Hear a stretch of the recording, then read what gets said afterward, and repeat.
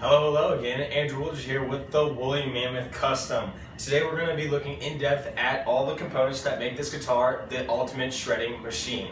We're going to be looking at the pickups and the wood types and also the weight. So let's get stuck in. Alright, so first off we're going to be talking about the wood types that are used to create this guitar. So to start off, we have an alder body. That is a pretty cheap wood as far as guitar bodies go. This originally was just a Fender Squier. You can see by the plate on the back of the neck there. So not a really high-end dollar guitar, but Woolly Mammoth Customs have made it a great guitar. The neck is maple, I assume, and then it's got a mahogany fretboard, as you can see there. The body was originally black with a polyurethane finish, straight from the Fender factory, but I have modified that and stripped it all down to the bare wood and stained it, and then put a nice little burst around the edges. You can also see on the back side, more prominently than the front, but I have intentionally taken gouges out of the wood. We call these sound pockets, and this is supposed to improve the sound, well, in my own theory. And so that's about it for the wood types. We'll switch it over to pickups now. Alright, so now we're looking at these bad boys.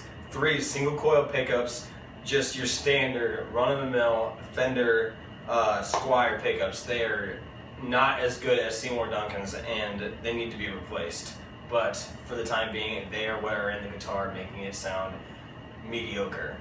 And then we'll also be looking at the tuners. They are standard Fender Squier tuners as well, and they do not hold tunings very well, so those need to be upgraded. Next we are sending it to the relicking stage. Alright, so now we're talking about the relicking stage that I have put this guitar through. So, as I kind of mentioned earlier, I gouged up some of this nice alder body to try and create those sound pockets. And it's also given it that nice like Fender relic kind of style that everyone aspires for. Also, you can see I kind of sanded some off there, or some of the varnish off of the headstock there, try to give it that older feel. And then, over time, players try to aspire to get a nice like rusted look on the frets to make it seem like it's just been around for ages, and I have achieved that by neglecting to take care of this fretboard, and it is just shown up perfectly there with the just nice rust and whatever that crustation is on the side of the frets. And that kind of ties into my next point, the strings. Very important to have a relic guitar. You have to have at least 3-month-old strings on your guitar, so they're just nice and very gray and dull looking, and they just sound very nice.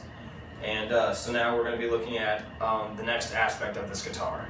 Alright, and last but definitely not least, like any good innovator, you're just going to want to sand off the Fender logo there and write your own name on it so everyone thinks that it's yours, when really you did absolutely nothing to improve this guitar and you honestly just made it worse.